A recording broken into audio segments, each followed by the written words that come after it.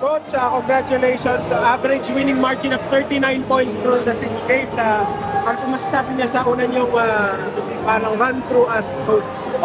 Again, more than the biggest marginal lead, no, it's really how we play the game. No, I always tell the boys, going to this game, we are not here to blow out games. We are here to prepare, to trust the process, and to do the right thing, which is, yung fundamentals na tinuturo ko parati sa kanila. And I'm just happy na yung mga bata,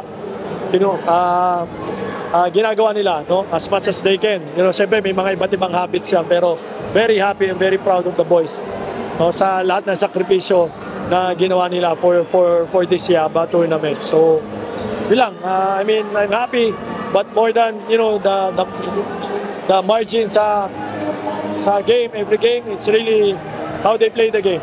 Yun lang ina-emphasize ko parati. Ano po yung nadala niyo para mga biggest lessons as point guard dito naman sa bench as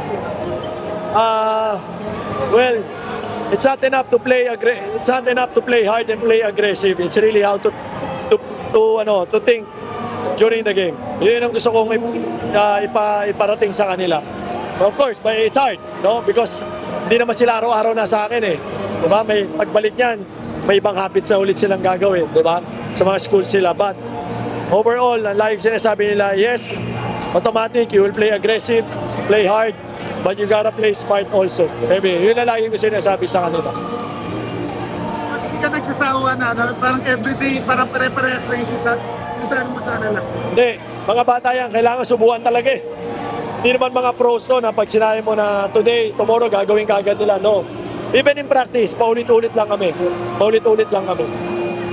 Ano masabi niyo sa level of maturity ng mga players? Nakita ko yung level of maturity na every game. And inside and outside the playing court, nakita ko. And I think they're really buying into that process.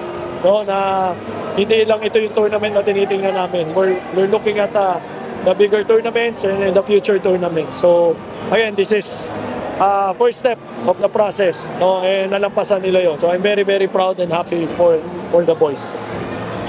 Meron ba tayong plano sa alam magsa-start yung training for... Wala pa eh. Pagbalik nila, check pa nila yung school nila eh. Kung kailan na schedule. So, we'll see. Hindi naman